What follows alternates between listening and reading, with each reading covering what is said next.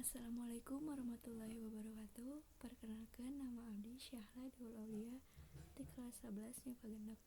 Di dia abdi bade nyanterkeun sakedik piantara anu berhubung jeung kabudayaan Sunda nyaeta angklung.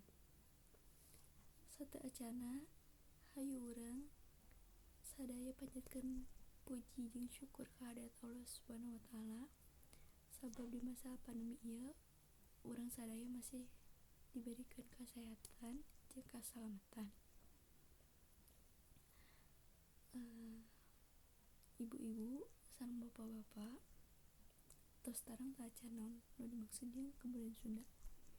Mun teu tarang abdi bade nyaritakeun sakedik tentang kabudayaan Sunda.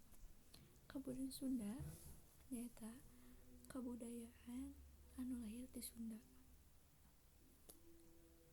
Nu lahir ti Sunda nyaeta kabudayaan nu dibawa ti orang Sunda eta sarangan, nu tercipta ti orang Sunda eta sarangan. Contona naon? Contona angklung. Angklung nyaeta alat musik khas ti Jawa Barat. Nu terbuat ti awi, nu cara dimaenkeunna tinggal digoyangkeun nganggo panangan.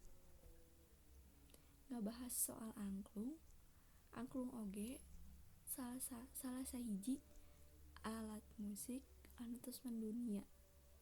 Alat musik angklung osok dipake kanggo ngagiring acara tertentu nu dimaenkeunna ku sakalompok jalmi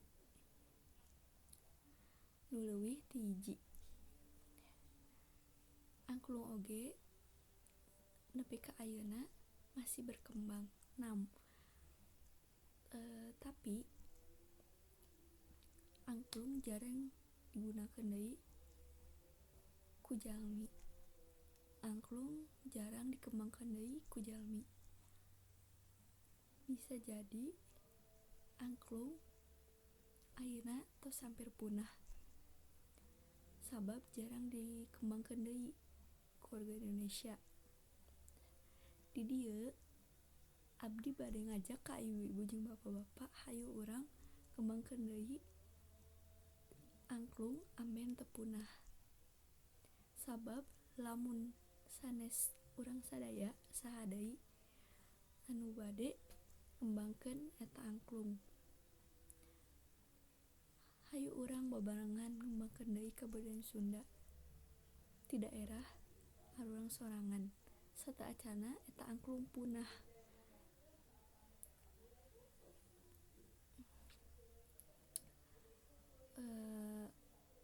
Hatur nuhun. Kasadayana cukup sekian anu tiasa abdi sampaikeun. Punten pisan bilih aya kalepatan teu omongan boe tadi disangaja atarapi henteu. Semoga bapak-bapak jeung ibu-ibu tiasa narima piantara abdi. Wassalamualaikum warahmatullahi wabarakatuh.